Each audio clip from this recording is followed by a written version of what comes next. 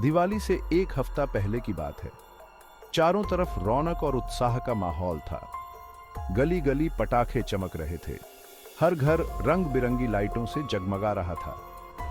दोस्तों का एक ग्रुप जो हमेशा एडवेंचर के लिए तैयार रहता था, बरामदे में गर्मा गर्म चाय की चुस्कियां ले रहा था।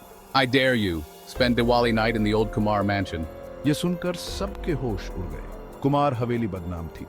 सालों से वीरान वो हवेली शहर के ऊपर एक पहाड़ी पर खड़ी थी, अजीबोगरीब घटनाओं और बेचैन आत्माओं की फुसफुसाहटों में डूबी हुई। No way. Everyone knows it's haunted. Vikram हंसने लगा। Scared? अर्जुन, जो कभी भी चुनौती से पीछे नहीं हटता था, उसने अपनी छाती फुला ली। We're not afraid. और इस तरह चुनौती स्वीकार कर ली गई।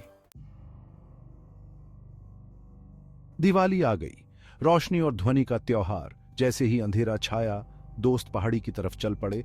उनके दिल उत्साह और घबराहट के मिश्रण से धड़क रहे थे।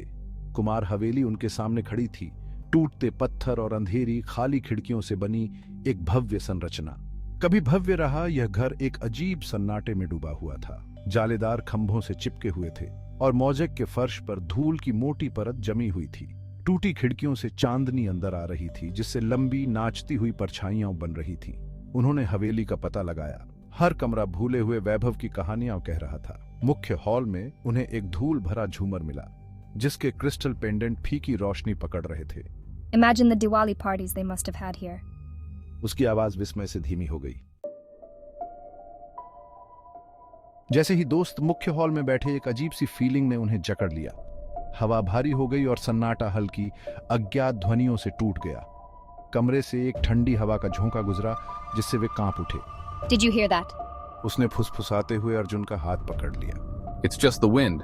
हालांकि उसकी आवाज में विश्वास की कमी थी। उन्होंने अजीब आवाजों को नजरअंदाज करने और अपने ताश के खेल पर ध्यान केंद्रित करने की कोशिश की, लेकिन बेचैनी बनी रही। परछाइयां उनकी नजरों के किनारे पर नाचती हुई प्रतीत हो रही थी और फुसफुसाहट खाली कमरों से निकलती हुई प्रतीत हो रही थी। अचानक भव्य सीढ़ी से एक धीमी धुन बहती हुई आई। ये एक भूतिया सुंदर धुन थी जो खुशी और गम दोनों से भरी हुई थी। दोस्त जम गए, उनके पत्ते भूल गए। धीरे धीरे सावधानी से वे सीढ़ियों से ऊपर चढ़ गए।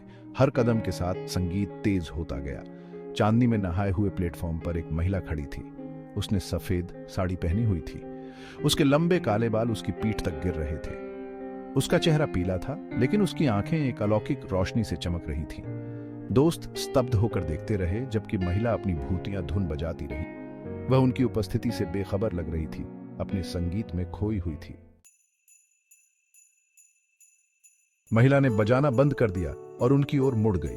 उसकी आंखें हालांकि उदासी से भरी हुई थीं, कोई द्वेष नहीं रखती थीं। Welcome. I am so glad you are here to celebrate Diwali with me. इससे पहले कि दोस्त कुछ कह पाते, वह उन्हें एक भव्य भोजन कक्ष में ले गई। मेज पर दावत सजी हुई थी, मसालों की खुशबू हवा में तैर रही थी। मिठाइयाँ और नमकीन, सभी पारंपरिक दिवाली व्यंजन थे। दोस्त झिझके, ये तय करने में असमंजित थे कि भूतिया, मेजबान और अप्रत्याशित दावत का क्या बनाया जाए। लेकिन महिला की गर्म मुस्कान और आमंत्रित करने वाले इशारों का विरोध करना मुश्किल था। पहले तो झिझकते हुए दोस्त मेज पर महिला के साथ शामिल हो गए। उसने अपना परिचय अनिका के रूप में दिया, और जैसे ही उन्होंने स्वादिष्ट भोजन साझा किया, उसने उन्हें हवेली में मनाई गई पिछली दिवाली की कहानियां सुनाई। My name is Anika. Let me tell you about the Diwalis we once celebrated here. Anika की कहानियां हंसी, संगीत और नृत्य से भरी थी। उसने अपने परिवार और दोस्तों के बारे में, भव्य उत्सवों के बारे में और दिवाली द्वारा लाई गई खुशी के बारे में बात की। दोस्त उसकी कहानियों पर मोहित होकर सुनते रहे। रात के खाने के बाद अनिका उन्हें संगीत कक्ष में ले गई। उसने सितार बजाया। उसकी पतली उंगलियां एफर्टलेसली तारों पर घूम रही थी, कमरे को मंत्रमुग्ध कर देने वाली धुनों से भर देती थी। जैसे जैसे रात आगे बढ़ी, अनिका की कहानियों ने एक उदास लहजा अपना लिया।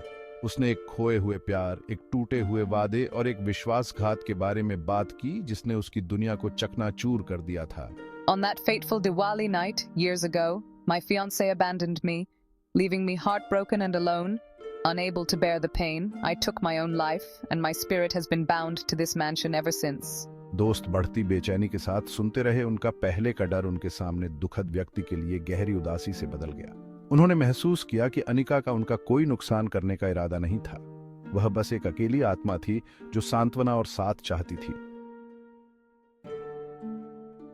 अनिका ने अपनी कहानी समाप्त की। उसकी आंखें आंसुओं से भरी हुई थीं।